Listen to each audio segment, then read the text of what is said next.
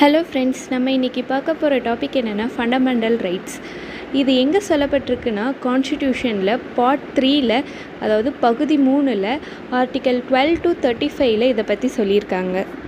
சரி, இந்த fundamental rights அடிப்படை உரிமைகள் அப்படின்ற கான்செப்டை எங்கேருந்து எடுத்திருக்காங்கன்னா யூஎஸ்லேருந்து எடுத்திருக்காங்க. யூஎஸில் பில் ஆஃப் ரைட்ஸ்ன்னு சொல்லக்கூடிய இதை தான் நம்ம நாட்டில் எடுத்து ஃபண்டமெண்டல் ரைட்ஸ் அப்படின்னு சொல்லி வச்சுருக்காங்க. ஓகேவா? உங்களுக்கே தெரியும், நம்ம நாட்டில் கான்ஸ்டிடியூஷன் மேக் பண்ணும்போது பல நாடுகள்கிட்ட இருந்து அதை பாரோ பண்ணி தான் நம்ம நாட்டில் வச்சாங்க. அதில் ஃபண்டமெண்டல் ரைட்ஸை வந்து யூஎஸ்கிட்டேருந்து பாரோ பண்ணி வச்சுருக்காங்க. ஓகேவா? நம்ம நாட்டில் ஃபண்டமெண்டல் ரைட்ஸ் அப்படின்றது மக்களுக்கு பொலிட்டிக்கல் டெமோக்ரஸி, அரசியல் ஜனநாயகம் அப்படின்றத கொடுக்குது அப்படி சொல்கிறாங்க. ஓகேவா? அதை பற்றி டீட்டெயிலாக இந்த வீடியோவில் நம்ம டிஸ்கஸ் பண்ணலாம். இந்த ஃபண்டமெண்டல் ரைட்ஸ் அப்படின்றது ஃபஸ்ட்டு ஒரிஜினலி 7 இருந்திருக்கு. அதை லேட்டராக அமெண்ட்மெண்ட் பண்ணி 6ஆக மாற்றியிருக்காங்க. ஓகேவா? அது என்னென்ன அப்படின்னு பார்க்கலாம். ஃபஸ்ட்டு ஒன்று வந்து ரைட் டு ஈக்குவாலிட்டி, சமத்துவ உரிமைகள். அதை பற்றி சொல்லக்கூடிய ஆர்டிக்கல் 14 to 18. ஓகேவா? நெக்ஸ்ட்டு ரைட் டு ஃப்ரீடம், சுதந்திர உரிமைகள். இதை பற்றி சொல்கிறது வந்து article 19 to 22. Next right against exploitation, சுரண்டலுக்கு எதிரான உரிமைகள். இதை பற்றி சொல்லக்கூடிய article 23 to 24. Next right to freedom of religion, மத சார்பற்ற உரிமைகள். இதை பற்றி சொல்லக்கூடிய ஆர்டிக்கல் 25 to 28.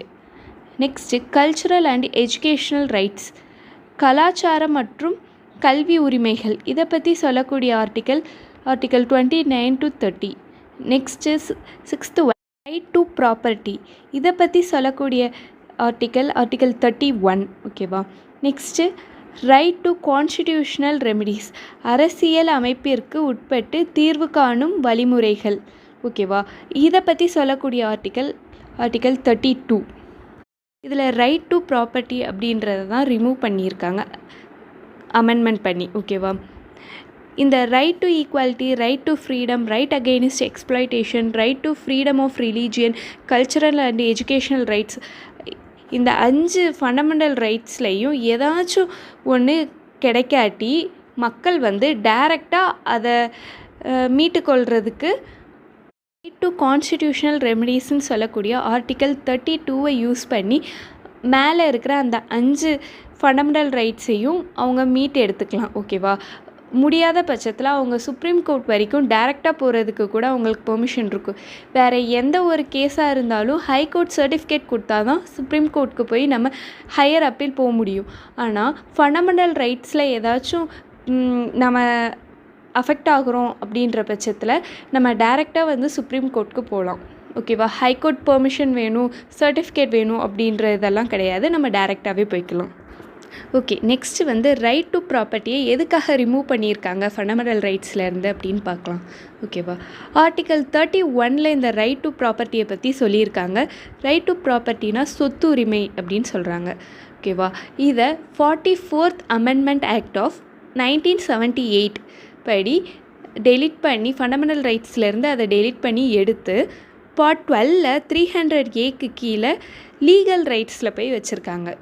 ஃபஸ்ட்டு ஃபண்டமெண்டல் ரைட்டில் இந்த ரைட் டு ப்ராப்பர்ட்டி, சொத்து உரிமையை வச்சுட்டு பிற்காலத்தில் எதுக்கு 1978 எதுக்கு அதை வந்து சட்டத்திருத்தம் பண்ணி லீகல் ரைட்ஸில் கொண்டு போய் வைக்கிறாங்க அப்படின்னா, கவர்மெண்ட் ஒரு ஸ்கீமை வந்து கொண்டு வருது. இப்போது ஃபார் எக்ஸாம்பிள் ரோடே போட போகுது, ரோடை வந்து எக்ஸ்பேண்ட் பண்ண போகிறாங்க அப்படின்னா இந்த லேண்டோட ஓனர்ஸ் வந்து டைரெக்டாக எதுக்கு எடுத்தாலும் சுப்ரீம் கோர்ட்டுக்கு போக ஆரம்பிக்கிறாங்க.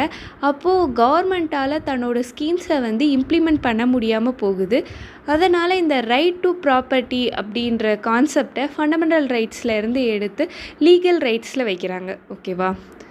இந்த ஃபண்டமெண்டல் ரைட்ஸ் அப்படின்றது எக்ஸாம் பாயிண்ட் ஆஃப் வியூவில் ரொம்ப முக்கியமான டாபிக். ஸோ இதிலேருந்து நிறைய கொஷின்ஸ் வரும்.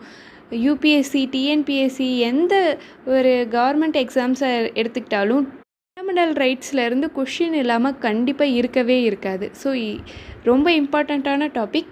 ஸோ நம்ம ப்ரீஃபாக பார்க்கலாம் இதை பற்றி. ஓகேவா? நெக்ஸ்ட் இப்போ நம்ம ஆர்டிக்கலுக்கு போயிடலாம். Article 12 first definition for state. Definition for state அப்படின்னா அரசு அப்படின்னா யார், அப்படின்னு சொல்கிறது தான் டெஃபினிஷன் ஃபார் ஸ்டேட். இப்போது ஒரு அரசு நினச்சா, கவர்மெண்ட் நினச்சா காரணமிக்க கட்டுப்பாடுகளை வந்து போடலாம் ஃபண்டமெண்டல் ரைட்ஸ் மேலே. ஓகேவா? சரி, இந்த அரசு, இந்த ஸ்டேட் அப்படின்னா இந்த ஃபண்டமெண்டல் ரைட்ஸில் எதெல்லாம் சொல்கிறாங்க அப்படின்னு பார்க்கலாம். ஃபஸ்ட்டு வந்து parliament and government of India. Next legislative assembly and state governments. Third local bodies. Fourth statutory bodies. இவங்க எல்லாம் தான் நம்மளுக்கு ஃபண்டமெண்டல் ரைட்ஸை கொடுக்கணும் அப்படின்னு சொல்லி சொல்கிறாங்க. ஓகேவா? இவங்க ஃபண்டமெண்டல் ரைட்ஸை வயலேட் பண்ணும் பட்சத்தில் நம்ம சுப்ரீம் கோர்ட் வரைக்கும் போகலாம். ஓகேவா? ஓகே, பார்லிமெண்ட் அப்படின்னா நமக்கு என்னென்னு தெரியும். ராஜ்யசபா, லோக்சபா, மேலவை கீழவை அப்படின்னு சொல்லக்கூடிய 2 இது. அப்புறம் கவர்மெண்ட் ஆஃப் இந்தியா. அப்புறம் லெஜிஸ்லேட்டிவ் அசம்பிளி அப்படின்னா நம்ம சட்டமன்றம் சொல்கிறோம்ல, அதுதான் லெஜிஸ்லேட்டிவ் அசம்பிளி. அப்புறம் state government. Next local bodies. Local பாடிஸ்னால் என்ன சொல்கிறாங்க?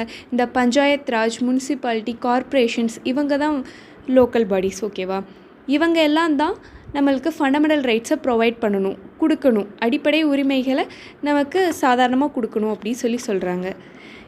இதில் ஃபோர்த்து வந்து ஸ்டாட்யூட்ரி பாடிஸ் அப்படி சொல்கிறாங்க. ஸ்டாட்யூட்ரி பாடிஸ் அப்படின்னா எல்ஐசி, ஜிஐசி, ஓஎன்ஜிசி, இவங்கெல்லாம் தான் ஸ்டாட்யூட்ரி பாடிஸ் அப்படி சொல்கிறாங்க. அதாவது பார்லிமெண்ட்டில் ஒரு சட்டம் போட்டு ஒரு அமைப்பை வந்து உருவாக்குனா அதுதான் ஸ்டாட்யூட்ரி பாடிஸ் அப்படின்னு சொல்கிறாங்க.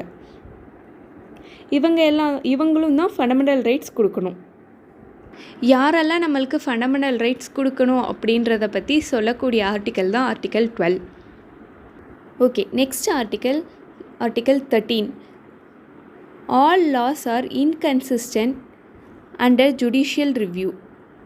இப்போது பார்லிமெண்ட்டோ இல்லை ஸ்டேட் லெஜிஸ்லேட்டிவ் அசம்பிளியோ ஏதோ ஒன்று அரசியல் அமைப்புக்கு முரண்பாடான ஒரு சட்டத்தை இயற்றுனா அதை எப்போ வேணாலும் சுப்ரீம் கோர்ட்டோ இல்லை ஹை கோர்ட்டோ அந்த சட்டமே இல்லாமல் பண்ணலாம், நல்லிஃபை பண்ணலாம். ஓகேவா? அது வந்து சுப்ரீம் கோர்ட் ஆர்டிக்கல் 32 யூஸ் பண்ணி, ரைட் டு கான்ஸ்டிடியூஷனல் ரெமெடிஸ் இருக்குல்ல, அதை யூஸ் பண்ணி சுப்ரீம் கோர்ட் நல்லிஃபை பண்ணலாம். அதே மாதிரி ஹை கோர்ட் ஆர்டிக்கல் 226 யூஸ் பண்ணி அவங்களும் நல்லிஃபை பண்ணலாம். அதாவது ஒருத்தவங்களோட ஃபண்டமெண்டல் ரைட்ஸை பாதிக்கப்படும் பட்சத்துலேயோ இல்லாட்டி அரசியல் அமைப்புக்கு முரண்பாடான ஒரு கருத்து உள்ள ஒரு சட்டத்தை கொண்டு வரும் பட்சத்தில் அதை எப்போ வேணால் கோர்ட், சுப்ரீம் கோர்ட்டாக இருக்கட்டும், ஹை கோர்ட்டாக இருக்கட்டும், அவங்க அந்த சட்டமே இல்லாமல் பண்ணலாம். அதுதான் ஜுடிஷியல் ரிவ்யூ அப்படின்னு சொல்கிறாங்க. ஓகேவா? நம்ம இந்த ஃபண்டமெண்டல் ரைட்ஸ் ஆர்டிக்கல் 14 32 வரைக்கும் பார்க்குறதுக்கு முன்னாடி இந்த ஃபண்டமெண்டல் ரைட்ஸு இல்லாமல் அதை தாண்டி இருக்கிற வேறு மிச்சம் இருக்கிற ஆர்டிகல்ஸை பார்த்துட்டு அதுக்கடுத்து நம்ம ஃபண்டமெண்டல் ரைட்ஸ்குள்ளே போயிடலாம். ஓகேவா? Next article 33. Armed forces and fundamental rights. Parliament can restrict fundamental rights of armed force, police force, paramilitary force, intelligence agencies, analog agencies. இதில் என்ன சொல்கிறாங்க அப்படின்னா, பார்லிமெண்ட் நினச்சா இந்த மாதிரி ஃபோர்ஸஸில் ஒர்க் பண்ணுற மெம்பர்ஸ் அவங்களோட ஃபண்டமெண்டல் ரைட்ஸை ரெஸ்ட்ரிக்ட் பண்ணலாம். அதாவது அவங்களோட ஃபண்டமெண்டல் ரைட்ஸில் சில கட்டுப்பாடுகளை போடலாம் அப்படின்னு சொல்கிறாங்க. அதுக்கான ரைட்ஸ் தான் இந்த ஆர்டிக்கல் 33. ஆர்ம்டு ஃபோர்ஸ் அப்படின்னா இராணுவம், போலீஸ் ஃபோர்ஸ்னால் காவல்துறை, பாராமிலிட்ரி அப்படின்னா இந்த பிஎஸ்எஃப், சிஆர்பிஎஃப், அப்புறம் மத்திய துணை இராணுவம் அப்படின்னு சொல்லக்கூடியவங்க தான் இந்த பாராமிலிட்ரி. நெக்ஸ்ட்டு இன்டெலிஜென்ஸ் ஏஜென்சி அப்படின்னா இன்டெலிஜென்ஸ் பியூரோ, அந்த உளவுத்துறை சொல்லுவாங்கள்ல அவங்க. அப்புறம் அனலாக் ஏஜென்சிஸ், அதாவது தொழில்நுட்பம் சார்ந்து உளவுத்துறை அமைப்புகள். ஓகேவா? டெக்னிக்கலாக இருக்கிறவங்க வேலை பார்க்கக்கூடிய எல்லாருக்கும் அவங்களோட ஃபண்டமெண்டல் ரைட்ஸ் ஃபுல்லாக கிடைக்காது. அதில் பார்லிமெண்ட் சில கட்டுப்பாடுகளை விதிச்சிருப்பாங்க. ஓகேவா? அவங்க நார்மலாக ஒரு சிவிலியனாக இப்போது ஆர்மியில் ஒர்க் பண்ணுறாங்க, அவங்க லீவுக்கு வந்திருக்காங்க, அப்போது அவங்க ஒரு சிவிலியன், அப்போது அவங்களுக்கு ஃபண்டமெண்டல் ரைட்ஸ் ஃபுல்லாக இருக்கும். ஆனால் அங்கே ஒர்க் பண்ணும்போது ஒரு மிலிட்ரி ஆஃபீஸராக அவங்களுக்கு ஃபுல் ஃபண்டமெண்டல் ரைட்ஸ் கொடுக்க மாட்டாங்க. அதில் அவங்களுக்கு சில கட்டுப்பாடுகள் விதிச்சிருப்பாங்க. எதுக்காக அப்படின்னா, நம்ம நாட்டோட டிஃபென்ஸில் இருக்காங்க, அதனால் அவங்களுக்கு ஃபுல் ஃப்ரீடம் வந்து ஃப்ரீடமோ இல்லை ஃபண்டமெண்டல் ரைட்ஸோ வந்து அவங்களுக்கு கொடுக்க முடியாது. ஃபார் எக்ஸாம்பிள் அவங்களுக்கு வந்து சங்கம் அமைக்கிறதுக்கோ அந்த அசோசியேஷன் ஃபார்ம் பண்ணுறது சொல்லுவாங்கள்ல, அதுதான். அப்புறம் பேச்சுரிமைக்கோ அப்புறம் ப்ரெஸ்ஸை மீடியாவை மீட் பண்ணுறதுக்கோ அங்கே பேசுகிறதுக்கோ அவங்களுக்கு ரைட்ஸ் கிடையாது. ஓகேவா? அவங்க வேலையில் இருக்கும்போது எல்லாமே நம்ம நாட்டோட செக்யூரிட்டி பர்பஸ்க்காக அவங்களுக்கு வந்து சில கட்டுப்பாடுகள் போட்டிருக்காங்க. Next article 34 martial law and fundamental rights. Martial law அப்படின்னா இராணுவ சட்டம். ஓகேவா? இதை பற்றி டீட்டெயில்டாக பார்க்கலாம். இராணுவ சட்டம் அப்படின்னா என்னென்னு.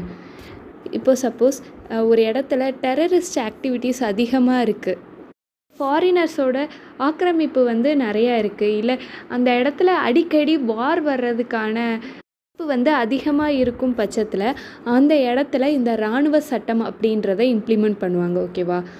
இராணுவ சட்டம் அப்படின்னா அந்த இடத்துல எக்ஸிக்யூட்டிவ்ஸ்னு சொல்லக்கூடிய அந்த ஸ்டேட்டில் கவர்னரோ இல்லை சீஃப் மினிஸ்டரோ இந்த மாதிரி கவுன்சில் ஆஃப் மினிஸ்டர்ஸோ யாரும் இருக்க மாட்டாங்க. அதே மாதிரி லெஜிஸ்லேட்டிவ்ஸ் இருக்காது. அதாவது ஸ்டேட் லெஜிஸ்லேச்சர் வந்து இருக்காது. லெஜிஸ்லேட்டிவ் அசம்பிளின்னு சொல்லக்கூடிய சட்டமன்றம் வந்து அந்த ஸ்டேட்டில் இருக்காது. அதே மாதிரி ஜுடிஷியரியும் இருக்காது. ஜுடிஷியரி அப்படின்னா அந்த ஸ்டேட்டுக்கு ஹைகோர்ட்டோ அந்த ஸ்டேட்டுன்னு சொல்ல முடியாது, அந்த ஏரியாவுக்கு கோர்ட்டு, டிஸ்ட்ரிக்ட் கோர்ட்டோ ஹைகோர்ட்டோ இல்லை எந்த ஒரு ஃபெசிலிட்டியுமே ஜுடிஷியரி ஃபெசிலிட்டிஸ் வந்து இருக்காது. அங்கே யார் ரூல் பண்ணுவாங்க அப்படின்னா அந்த ஆர்மி, இராணுவ சட்டம் தானே போட்டிருக்காங்க, ஆர்மியோட ஹெட்டு அவங்க தான் அந்த இடத்த வந்து ரூல் பண்ணுவாங்க. ஓகேவா? அதே மாதிரி அந்த ஏரியாவில் இருக்கிற இராணுவ சட்டம் வந்து நடைமுறையில் இருக்கிற ஏரியாவில் அங்கே தங்கி இருக்கிற பொதுமக்களுக்கும் ஃபண்டமெண்டல் ரைட்ஸ் வந்து இருக்காது. அங்கே அந்த மிலிட்ரி ஹெட்டு தான் வந்து அங்கே ரூல் பண்ணுவாங்கன்னு சொன்னோம்ல, அவங்க நினச்சாங்க அப்படின்னா பீப்புள் வந்து பனிஷ் பண்ணலாம். ஓகேவா? ஈவன் டெத் பனிஷ்மெண்ட் கூட கொடுக்கலாம், டெத் சென்டென்ஸ் கூட கொடுக்கலாம். ஓகேவா? இதுதான் மணிப்பூரில் ரொம்ப வருஷமாக இந்த இராணுவ சட்டம் அப்படின்றது வந்து இம்ப்ளிமெண்ட் பண்ணியிருப்பாங்க. இந்த இயர் 2000 இவங்க என்ன பண்ணுவாங்கன்னா இந்த மிலிட்ரிக்காரங்க ஒரு 10 பொதுமக்களை வந்து கொன்னுடுவாங்க. ஸோ அதுக்காக தான் இந்த ஈரோம் ஷர்மிளா அப்படின்றவங்களை கேள்விப்பட்டிருப்பீங்களா, அவங்க போராடுவாங்க. 500 வீக்ஸ் வந்து ஃபாஸ்டிங் இருப்பாங்க, அதாவது உண்ணாவிரதம் வந்து 500 வாரங்கள் இருந்திருப்பாங்க. 2016 தான் அவங்களோட உண்ணாவிரதத்தை கைவிட்டுட்டு அந்த டைமில் எலெக்ஷனில் நின்றுருப்பாங்க. நின்று அவங்க வாங்கின ஓட்ஸ் வந்து மொத்தமே 90 தான். இவ்வளோ கஷ்டப்பட்டிருப்பாங்க இந்த இராணுவ சட்டத்தை எதிர்த்து. ஆனால் அவங்களுக்கு வந்து அந்த பகுதி மக்கள் போட்ட ஓட்டு மொத்தமே 90 தான். ஓகே, நெக்ஸ்ட்டு வந்து ஆர்டிக்கல் 35 பார்க்கலாம். ஃபண்டமெண்டல் ரைட்ஸில் ஏதாச்சும் சட்டத்திருத்தம் பண்ணணும் அப்படின்னா பார்லிமெண்ட்டு தான் அதை பில் பாஸ் பண்ண முடியும். அதை பற்றி சொல்லக்கூடிய ஆர்டிக்கல் தான் ஆர்டிக்கல் 35. ஓகேவா? ஸோ நம்ம இந்த செஷனில் என்னென்ன பார்த்துருக்கோம் அப்படின்னா ஃபண்டமெண்டல் ரைட்ஸ் அப்படின்னா என்ன, அதில் எத்தனை டைப்ஸ் இருக்குது, அதில் ரைட் டு ப்ராப்பர்ட்டி அப்படின்ற ஒரு ஃபண்டமெண்டல் ரைட்டை மட்டும் டெலீட் பண்ணி லீகல் ரைட்ஸில் கொண்டு போய் வச்சுருப்பாங்க. அது என்ன அப்படின்னு பார்த்துருக்கோம். நெக்ஸ்ட்டு இந்த ஃபண்டமெண்டல் ரைட்ஸை யார் யார் ப்ரொவைட் பண்ணுறாங்க அப்படின்றத பற்றி பார்த்துருக்கோம் ஆர்டிக்கல் 12. ஆர்டிக்கல் 13 இந்த ஃபண்டமெண்டல் ரைட்ஸை அப்போஸ் பண்ணியோ இல்லை அன்கான்ஸ்டிடியூஷ்னலாக ஏதாச்சும் ஒரு சட்டம் பார்லிமெண்ட் கொண்டு வருது அப்படின்னா அதை எந்த டைம் வேணால் ஹைகோர்ட்டும் சரி சுப்ரீம் கோர்ட்டும் சரி அது இல்லாமல் நல்லிஃபை பண்ணலாம். அதை பற்றி பார்த்தோம். நெக்ஸ்ட்டு என்ன பார்த்தோம், ஆர்டிக்கல் 33, 34 என்ன பார்த்துருக்கோம் அப்படின்னா ஃபண்டமெண்டல் ரைட்ஸ் யார் யாருக்கெல்லாம் ஃபண்டமெண்டல் ரைட்ஸ் ப்ரொவைட் பண்ணுறதுல கட்டுப்பாடுகள் இருக்குது அப்படின்றத பற்றி பார்த்துருக்கோம். ஆர்டிக்கல் 35 இந்த ஃபண்டமெண்டல் ரைட்ஸில் ஏதாச்சும் ஒரு சட்டத்திருத்தம் பண்ணணும் அப்படின்னா அது பார்லிமெண்ட்டால் மட்டும்தான் பண்ண முடியும். அதுவும் ஆர்டிக்கல் 35 யூஸ் பண்ணி பண்ணுவாங்க பார்லிமெண்ட். ஓகேவா? இதை பற்றி தான் இன்றைக்கி டிஸ்கஸ் பண்ணியிருக்கோம். ஃபண்டமெண்டல் ரைட்ஸோட டைப்ஸை பற்றி நெக்ஸ்ட்டு கிளாஸில் நெக்ஸ்ட் வீடியோவில் நம்ம டிஸ்கஸ் பண்ணலாம். ஓகேவா? தேங்க்யூ.